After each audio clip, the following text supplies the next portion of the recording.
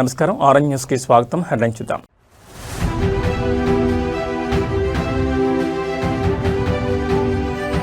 తరగతి గదిలో స్ఫూర్తిదాయక దృశ్యం. చిన్నారుల మధ్య సామాన్య ఉపాధ్యాయుడిగా మారిన నాయకుడు.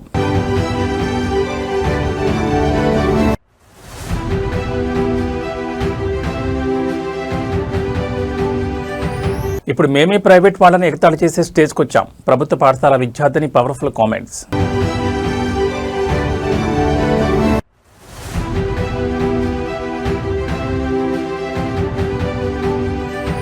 21 ఏళ్లకే ఎమ్మెల్యే, ఎంపీ అభ్యర్థిగా పోటీ చేసే అవకాశం ఇవ్వాలి. CM Revanth Reddy powerful demand.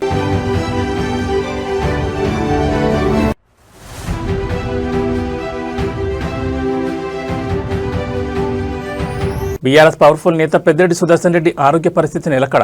అభిమానులకు బిగ్ రిలీఫ్.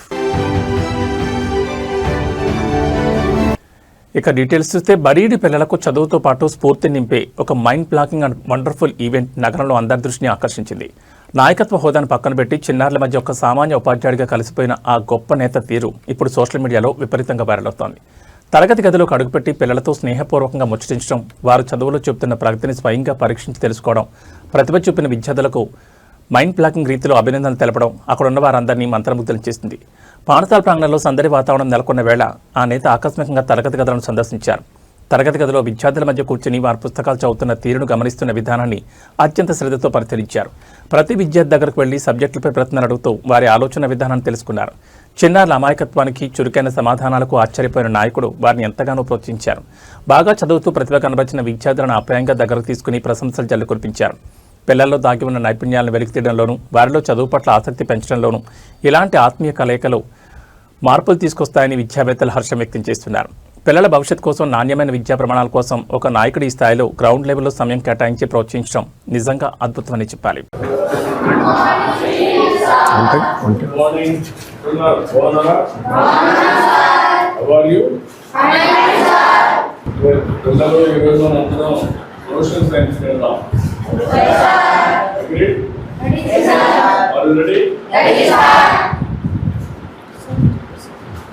సోషల్ సైన్స్ లో ఈరోజు ఫస్ట్ సబ్జెక్ట్ తీసుకున్నా. నేను కూడా కొత్త టీచర్ ఈరోజు రిక్రూట్ అయ్యాను కాబట్టి నాకు కూడా అందరితో రావాలి కష్టం. కాబట్టి ఫస్ట్ ఇండియా సైన్స్ అండ్ లొకేషన్కి వెళ్దాం. అందరి కావాలో అగ్రీ? అందరూ చదువుకున్నారా? క్లాస్ అయిందా? Okay. India and the world. నేను కొత్త మీ పాఠాలకి కాబట్టి ఇక్కడ మీరు నాకంటే ముందున్నారు, చదువుకున్నారు. ఇక్కడ కొంచెం ఇండియా అండ్ ది వరల్డ్ తీసుకెళ్దాం. ఇక్కడ క్వశ్చన్ మీరు చూస్తే ఈ Indian peninsula divides the Indian ocean into 2 seas. That is the question. ఎంత మీకు టైం ఎంత కావాలి? 40 ఆగ్రా సార్, 40 సార్, 40 ఓకే. మీకంటే కూడా మీ మంత్రి గారు కొంచెం లేజీగా ఉన్నారు. ఓకే, 40 పెట్టుకుందాం. మంత్రి గారు ఆదేశారు సార్.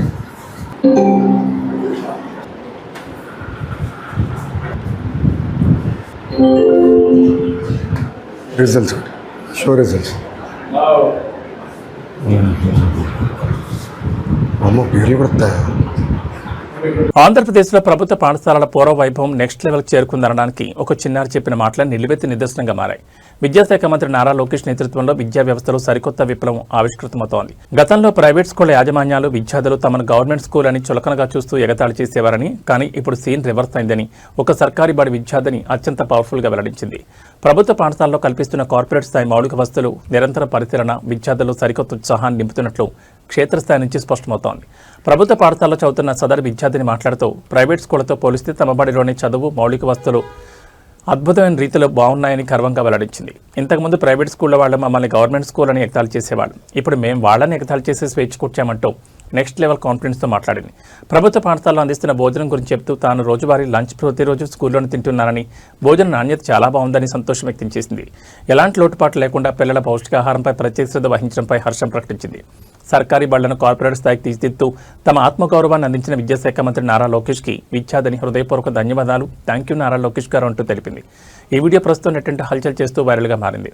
ప్రభుత్వ పాఠశాల విద్యార్థిని వ్యక్తపరిచిన ఈ మైండ్ బ్లాకింగ్ ఆత్మవిశ్వాసం కూటమి ప్రభుత్వ విద్యా సంస్కరణలకు పక్కా నిదర్శనం. మరి రాబోయే రోజుల్లో రాష్ట్రంలో సర్కారీ బళ్లు ఏ రేంజ్లో రికార్డు స్థాయి పురోగతి సాధిస్తాయో చూడాలి. మరి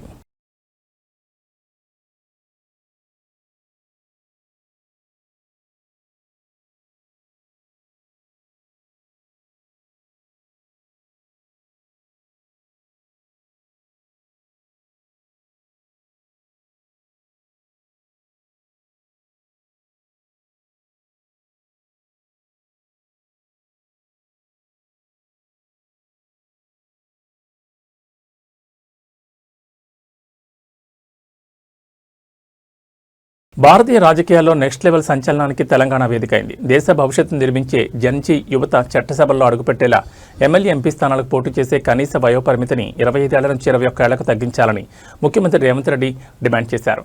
నీట్ పరీక్షల లీకేజీలు, యువత ఆత్మహత్యలకు నిరసనగా యువతే దేశం, దేశమే యువత పేరుతో పీవీ మార్గ్లోని పీపుల్స్ ప్లాజా నుంచి ఇందిరాగాంధీ విగ్రహం వరకు నిర్వహించిన మెగా కొవ్వొత్తుల ర్యాలీలో డిప్యూటీ సీఎం భట్టి విక్రమార్క మంత్రులతో కలిసి రేవంత్ రెడ్డి పాల్గొన్నారు. ర్యాలీ అనంతరం వేలాది మంది విద్యార్థులు యువతను ఉద్దేశించి సీఎం రేవంత్ రెడ్డి ప్రసంగించారు. 21 ఏళ్లకు కలెక్టర్లు, ఎస్పీలు అవుతున్న యువతకు ప్రజాప్రతినిధులయ్యే అర్హత ఎందుకు ఉండకూడదని సీఎం ప్రశ్నించారు. చట్టసభలకు 21 ఏళ్లకు, రాజ్యసభకు 25 ఏళ్లకు పోటీ చేసేలా పార్లమెంట్ రాజ్యాంగ సవరణ చేయాలని డిమాండ్ చేశారు.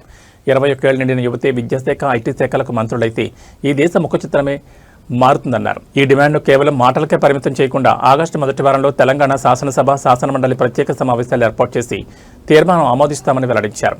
ఈ తీర్మానాన్ని కేంద్ర ప్రభుత్వానికి ప్రధాని నరేంద్ర మోడీకి పంపి పార్లమెంట్లో బిల్లు ఆమోదం పొందే వరకు పోరాడతామని మాటిచ్చారు. మాజీ ప్రధాని రాజీవ్ గాంధీ 61వ రాజ్యాంగ సవరణ ద్వారా ఓటు హక్కును 21 నుంచి 18 ఏళ్లకు తగ్గించారని, పివి నరసింహారావు స్థానిక సంస్థల్లో పోటీకి 21 ఏళ్లకే అవకాశం ఇచ్చారని గుర్తు చేశారు.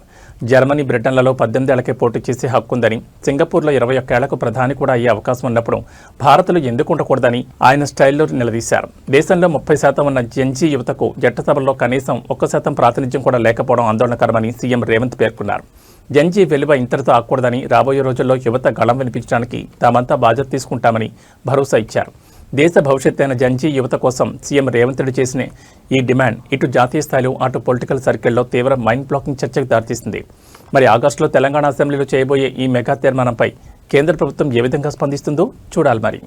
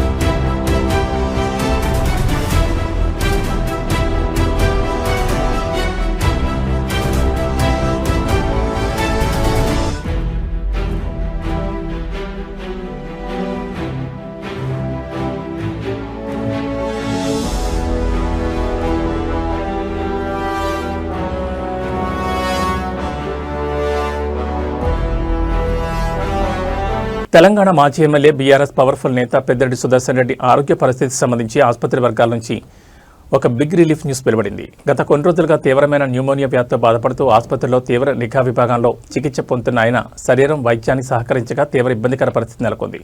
ఓ దశలో హార్ట్ బీట్ మందగించి ఆందోళన కలిగించినప్పటికీ నిపుణులైన వైద్య బృందం చేసిన ప్రయత్నాలతో ఆయన హార్ట్ బీట్ తిరిగి వచ్చినట్లు సమాచారం అందుతోంది. ప్రస్తుతం ఆయన ఆరోగ్య పరిస్థితి నిలకడగా ఉందని వైద్యులు ప్రకటించడంతో అభిమానులు, పార్టీ శ్రేణులు ఊపిరి పీల్చుకుంటున్నారు.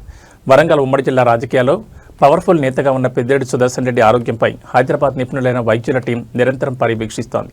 గత కొద్ది రోజులుగా న్యూమోనియా ఇన్ఫెక్షన్ ఊపిరితిత్తులను తీవ్రంగా దెబ్బతీయడంతో పెద్దిరెడ్డి సుదర్శన్ రెడ్డి శరీరం ఇతర అవయవాల పనితీరుకు సహకరించలేదని ఆసుపత్రి వర్గాలు వెల్లడించాయి. దీంతో ఆయన్ను కాపాడేందుకు వైద్యులు ఎమర్జెన్సీ ట్రీట్మెంట్ అందించారు. చికిత్స అందిస్తున్న సమయంలో తీవ్ర ఒత్తిడికి గురైన ఆయన గుండె స్పందనలపై వైద్యులు నిరంతరం దృష్టి పెట్టారు. సమర్థవంతమైన అత్యవసర చికిత్స ద్వారా ఆయన హార్ట్ బీట్ తిరిగి రావడంతో ఒక పెద్ద గండం గడిచినట్లయింది. ప్రైమరీ యాంజియో చేసినాము, వారు కార్డియాక్ ఫంక్షన్ రిగైన్ అయినారు. విన్నారా? ఇప్పుడు సిటీ స్కాన్ తీసి ఇతర ఎగ్జామ్స్ చేసి ఆర్ఐసీలో వెంటిలేటర్ మీద ఉంచుతున్నాము. ఇంతకు ముందు వచ్చిన వదంతులు ఏదైతే ఉన్నాయో వారు చనిపోయినారని అది అసత్యము. మీరు దయచేసి వారు బ్రతికే ఉన్నారు, వారు ట్రీట్మెంట్ ఉన్నారని చెప్పగలరు. తదుపరి వారి ఆరోగ్య పరిస్థితి వెంటనే తెలియజేస్తారు. Thank you. దేశవ్యాప్తంగా నీట్ పరీక్ష రచ్చ విద్యార్థుల ఆందోళన నడుమ కేంద్ర విద్యాశాఖ మంత్రి ధర్మేంద్ర ప్రధాన్ తన పదవికి రాజీనామా చేయడం రాజకీయ వర్గాల్లో తీవ్ర చర్చనీయాంశమైంది. ఇదే అంశాన్ని వేదికగా చేసుకుని ఆంధ్రప్రదేశ్ పొలిటికల్ డెస్క్ వేడెక్కింది. రాష్ట్రంలో నిర్వహించిన డిఎస్సీ పరీక్షల్లో సైతం తీవ్ర అక్రమాలు, లోపాలు జరిగాయని, అందుకు సంబంధించిన సాక్ష్యాలు కూడా బయటకొచ్చాయని వైఎస్ఆర్సీపీ నేత వరదు కళ్యాణి ఆరోపించారు. కేంద్ర విద్యాశాఖ మంత్రి రాజీనామాతో ఏపీ రాజకీయాల్లో డిఎస్సీ వ్యవహారం మరోసారి తీవ్ర ఘర్షణకు దారితీసింది. నీటి అక్రమాలపై దేశవ్యాప్తంగా వ్యక్తమైన నిరసనలకు బాధ్యత వహిస్తూ ధర్మేంద్ర ప్రధాన్ త్యాగం చేయడం ఆయన రాజకీయ విలువలకు అద్దం పడుతోందని ప్రతిపక్షం పేర్కొంది. ఇదే తరహాలో ఏపీలో లక్షలాది మంది నిరుద్యోగుల భవిష్యత్తుతో కూడుకున్న డిఎస్సీలో అక్రమాలు వెలుగు చూశాయని విమర్శించారు. డిఎస్సీ పరీక్షల నిర్వహణలో వైఫల్యాలు, అక్రమాలపై ఆధారాలున్నప్పటికీ విద్యాశాఖ మంత్రి నారా లోకేష్ మౌనం వహించడం సరికాదని వరదు కళ్యాణి ఆరోపించారు. తక్షణమే నారా లోకేష్ తన పదవికి రాజీనామా చేసి నైతికతను చాటుకోవాలని డిమాండ్ చేశారు. డిఎస్సీని ఎంతో పారదర్శకంగా నిరుద్యోగులకు న్యాయం జరిగేలా పూర్తి చేశామని కూటమి ప్రభుత్వం చెప్తుండగా ప్రతిపక్షాలు చేస్తున్న ఈ డిమాండ్లపై మంత్రి నారా లోకేష్ మరియు అధికార టీడీపీ వర్గాలు ఏ విధంగా స్పందిస్తాయన్నది ఆసక్తికరంగా మారింది. కేంద్ర విద్యాశాఖ మంత్రి రాజీనామా శాఖ ఇప్పుడు ఏపీ విద్యాశాఖ కూడా తాకింది. అందరికీ నమస్కారం. నీట్ పరీక్ష పేపర్ లీకేజ్ వ్యవహారంలో దానికి నైతిక బాధ్యత వహించి కేంద్ర విద్యాశాఖ మంత్రి అయిన ధర్మేంద్ర ప్రధాన్ గారు రాజీనామా చేయడం జరిగింది. ఇది అతని రాజకీయ విలువలకు అద్దం పడుతూ ఉంది. మరి ఈ ఆంధ్రప్రదేశ్ రాష్ట్రంలో డిఎస్సీలో అక్రమాలు జరిగాయని సాక్ష్యాధారాలతో సహా ప్రజల ముందు వైఎస్ఆర్ కాంగ్రెస్ పార్టీ పెట్టడం జరిగింది. అలాగే డిఎస్సీ అభ్యర్థులు రోడ్డెక్కి ఆందోళనలు కూడా చేయడం జరిగింది. దీనికి నైతిక బాధ్యత వహించి ఈ ఆంధ్రప్రదేశ్ రాష్ట్ర విద్యాశాఖ మంత్రి అయిన లోకేష్ గారు ఎందుకు రాజీనామా చేయట్లేదు? ఈ డిఎస్సీ పరీక్ష విషయం తీసుకుంటే డిఎస్సీ పరీక్ష పేపర్ తయారీ అనేది ఒక సంస్థ చేతిలో, అలాగే పరీక్ష నిర్వహణ అనేది మరో స్వాతంత్ర సంస్థ చేతిలో పెట్టాల్సిన బాధ్యత ప్రభుత్వం మీద ఉంటే రెండూ కూడా ఒకే అధికారి పరిధిలో పెట్టడం జరిగింది. ఎస్సీఈఆర్టీలో పనిచేస్తున్న ఒక అవుట్ సోర్సింగ్ ఉద్యోగి అయిన నవీన్ కు కృష్ణా జిల్లా ఫస్ట్ రావడం జరిగింది. అంటే ఖచ్చితంగా పేపర్ లీకేజ్ జరిగింది అనేది స్పష్టమవుతూ ఉంది. అందువల్లనే నవీన్ ని కౌన్సిలింగ్ లో పక్కన పెట్టడం జరిగింది. అంతేకాకుండా స్పోర్ట్స్ కోటాలో తీసుకుంటే భారీగా అక్రమాలు జరిగాయి అనేది స్పష్టమైంది. ఎందుకంటే స్పోర్ట్స్ కోటాలో ఉద్యోగాలు భర్తీ ఆంధ్రప్రదేశ్లో ఎర్రచందనం అక్రమ రవాణా ముఠాల గుండెల్లో రైళ్లు పరిగెత్తించేలా ఉప ముఖ్యమంత్రి అటవీశాఖ మంత్రి పవన్ కళ్యాణ్ పవర్ఫుల్ వార్నింగ్ ఇచ్చారు. కడప జిల్లా కాశీనారాయణ మండలం వరికుంట్ల సమీపంలోని జ్యోతి గుడి వద్ద 1.5 కోట్ల విలువైన 78 ఎర్రచందనం దొంగలను టాస్క్ ఫోర్స్ అధికారులు స్వాధీనం చేసుకున్న ఘటన రాజకీయ అటవీ వర్గాల్లో తీవ్ర సంచలనం సృష్టించింది. రహస్య సమాచారంతో రంగంలో దిగిన ఎర్రచందనం అక్రమ రవాణా నిరోధక దళం, స్టేట్ ఇంటెలిజెన్స్ బృందాలు శనివారం తెల్లవారుజాము నిర్వహించిన మెగా ఆపరేషన్ వివరాలను పవన్ కళ్యాణ్కి అధికారులు వివరించారు. బొలెరో మ్యాక్స్ ట్రక్లో ఇంటి సామగ్రి కింద దాచి రహస్యంగా తరలిస్తున్న 78 ఎర్రచందనం దొంగలను అధికారులు స్వాధీనం చేసుకున్నారు. హర్యానాకు చెందిన సన్నీ, రమేష్ అని 2 అంతర్రాష్ట్ర స్మగ్లర్లను స్పాట్లోని అదుపులోకి తీసుకున్నారు.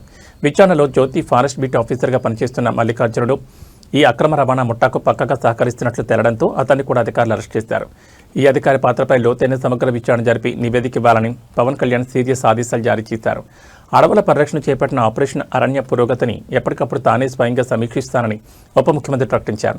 బెంగళూరు, హర్యానా, కోల్కతా కేంద్రాలుగా పనిచేస్తున్న అసలైన ప్రధాన సూత్రధారులను పట్టుకోవడానికి ప్రత్యేక బృందాలను రంగంలోకి దించాలని ఆదేశించారు. ఎర్రచందనం స్మగ్లింగ్ మూలాల నుంచి నిర్మూలించేందుకు కూటమి ప్రభుత్వం అత్యంత కఠినంగా వ్యవహరిస్తోందని ఈ అరెస్టుల పవన్ కళ్యాణ్ హెచ్చరికలు నిరూపిస్తున్నాయి. మరి ప్రత్యేక బృందాల దాడిలో బయటపడి ఈ అంతర్రాష్ట్ర ప్రధాన సూత్రధారులు ఎవరో చూడాలి.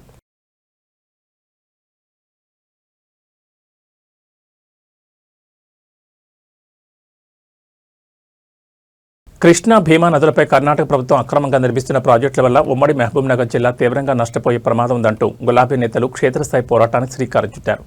ఉమ్మడి పాలమూరు జిల్లాకు చెందిన బీఆర్ఎస్ సీనియర్ నాయకులు వాస్తవ పరిస్థితులను స్వయంగా పరిశీలించేందుకు మహబూబ్నగర్ నుంచి పవర్ఫుల్గా బయలుదేరారు. కర్ణాటక ప్రభుత్వ వైఖరిని ఎండగడుతూ బీఆర్ఎస్ ప్రజాప్రతినిధులు క్షేత్రస్థాయికి వెళ్లి పక్కా సమాచారాన్ని సేకరించేందుకు ప్లాన్ చేశారు. మాజీ మంత్రులు వి శ్రీనివాస్ గౌడ్, డాక్టర్ సి లక్ష్మారెడ్డితో పాటు ఎమ్మెల్సీ నవీన్ రెడ్డి, మాజీ ఎమ్మెల్యే ఆల వెంకటేశ్వరరెడ్డి మరియు ఇతర సీనియర్ ప్రజాప్రతినిధులు ఈ బృందంలో ఉన్నారు. కర్ణాటక ప్రభుత్వం కృష్ణా భీమా నదులపై ఎలాంటి అనుమతులు లేకుండా నిర్మిస్తున్న ప్రాజెక్టుల స్థలాలను ఈ బృందం స్వయంగా సందర్శించనుంది. పాలమూరు ఎత్తిపోతల సహా తెలంగాణ సాగునీటి ప్రాజెక్టులకు నీటి కొరత ఏర్పడకుండా కృష్ణా జలాల్లో రాష్ట్ర వాటాను కాపాడుకోవడమే లక్ష్యంగా ఈ పర్యటన సాగుతోందని బీఆర్ఎస్ నేతలు స్పష్టం చేస్తున్నారు.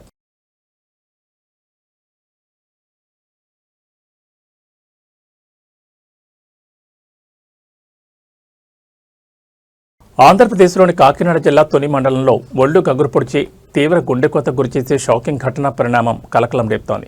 2 ఏళ్ల పసిపాప జ్ఞానేశ్వరి అదృశ్యమై నేటికి ఏకంగా 50 రోజులు గడుస్తున్నా ఎలాంటి ఆచూకీ లభించకపోవడం స్థానికులను తీవ్రంగా కలిచివేస్తోంది.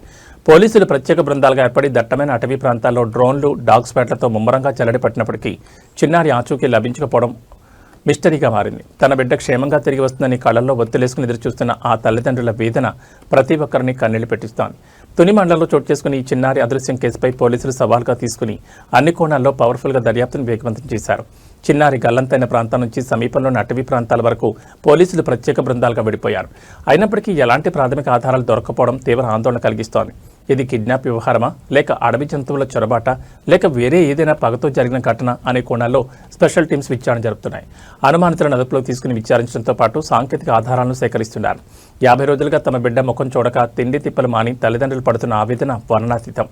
బిడ్డ ఎక్కడున్నా క్షేమంగా తమ వద్దకు చేరుతుందని ఆశగా ఎదురు చూస్తున్న వారి రోదనలు స్థానికులను తీవ్రంగా కలిచివేస్తున్నాయి.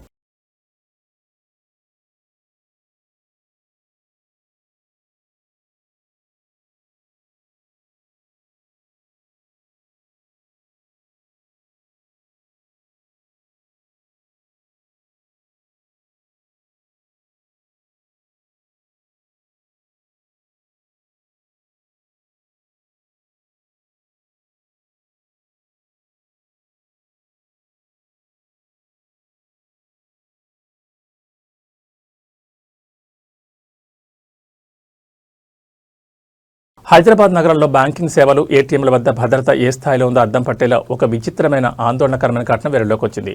బోరబండ పీలీ దర్గా సమీపంలో ఉన్న ప్రముఖ state bank of India ATM కేంద్రంలో కనీస భద్రత పర్యవేక్షణ కొరవైంది. డబ్బులు విత్డ్రా చేసుకునేందుకు లోపలికి వెళ్లిన వినియోగదారులకు ఏటీఎం మెషిన్ పక్కనే ఒక వ్యక్తి బెడ్రూమ్లా భావించి హాయిగా నిద్రపోతున్న దృశ్యం కనిపించి షాక్ అయ్యారు.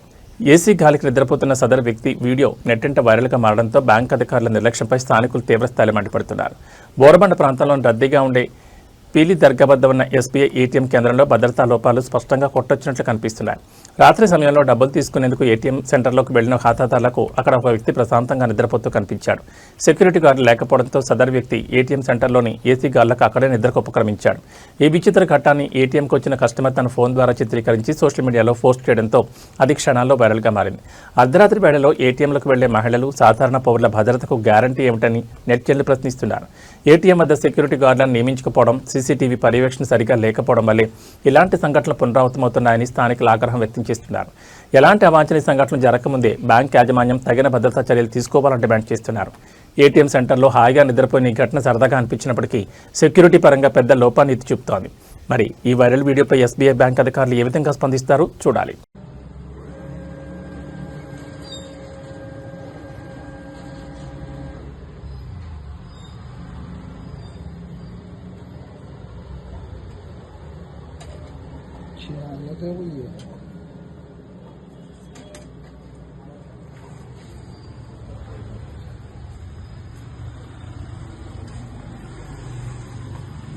ये एटीएम वहाँ के हाईटेक सिटी के पास का है। తెలుగు చిత్రసీమలో కష్టాల్లో ఉన్న తోటి నటులకు, ఆపదలో ఉన్న సినీ కార్మికులకు అండగా నిలవడంలో మెగాస్టార్ చిరంజీవి ఇప్పుడు ముందుంటారు. తాజాగా బ్రెయిన్ స్ట్రోక్తో తీవ్ర అనారోగ్యానికి గురై ఆసుపత్రిలో అత్యవసర చికిత్స పొందుతున్న నటుడు రమేష్ కుటుంబానికి చిరంజీవి అభయమిచ్చారు. హైదరాబాద్లోని అపోలో ఆసుపత్రిలో చికిత్స పొందుతున్న రమేష్ హెల్త్ కండిషన్పై ఆయన నిరంతరం దృష్టి పెట్టారు. ఆసుపత్రి సీనియర్ డాక్టర్ సుబ్బారెడ్డితో ఫోన్లో తరచుగా మాట్లాడుతున్న చిరంజీవి చికిత్సకు సంబంధించి ఎలాంటి లోటుపాట్లు రాకుండా ప్రత్యేక శ్రద్ధ తీసుకుంటున్నారు. నటుడు రమేష్ ఆరోగ్య పరిస్థితి క్లిష్టంగా మారిన తరుణంలో మెగాస్టార్ చూపించిన పెద్ద మనసు సినీ వర్గాల్లో తీవ్ర ప్రశంసలు అందుకుంటోంది. నటుడు రమేష్ ఆరోగ్యంపై అపోలో ఆసుపత్రి వైద్యుడు డాక్టర్ సుబ్బారెడ్డితో చిరంజీవి ఎప్పటికప్పుడు మాట్లాడుతూ హెల్త్ బులెటిన్ను పర్యవేక్షిస్తున్నారు. అత్యుత్తమ వైద్య సేవలు అందించాలని కోరారు. రమేష్ కుటుంబానికి ఎలాంటి ఆర్థిక లేదా వైద్యపరమైన ఇబ్బందులు కలగకుండా చికిత్సకు అవసరమైన అన్ని విధాల సహాయం అందేలా స్వయంగా చిరంజీవి బాధ్యత తీసుకున్నారు. అంతేకాకుండా రాష్ట్ర ప్రభుత్వ ఆరోగ్య బీమా పథకం ద్వారా కూడా బాధితునికి అవసరమైన పూర్తి వైద్య సహాయం సమకూరేలా ప్రభుత్వానికి సిఫారసు చేస్తానని చిరంజీవి, రమేష్ కుటుంబ సభ్యులకు భరోసా ఇచ్చారు. ఆపద సమయంలో తక్షణమే స్పందించి నటుడు రమేష్కి కొండంత అండగా నిలిచిన మెగాస్టార్ చిరంజీవి దాతృత్వంపై సినీ ప్రేక్షకులు, అభిమానులు హర్షం వ్యక్తం చేస్తున్నారు.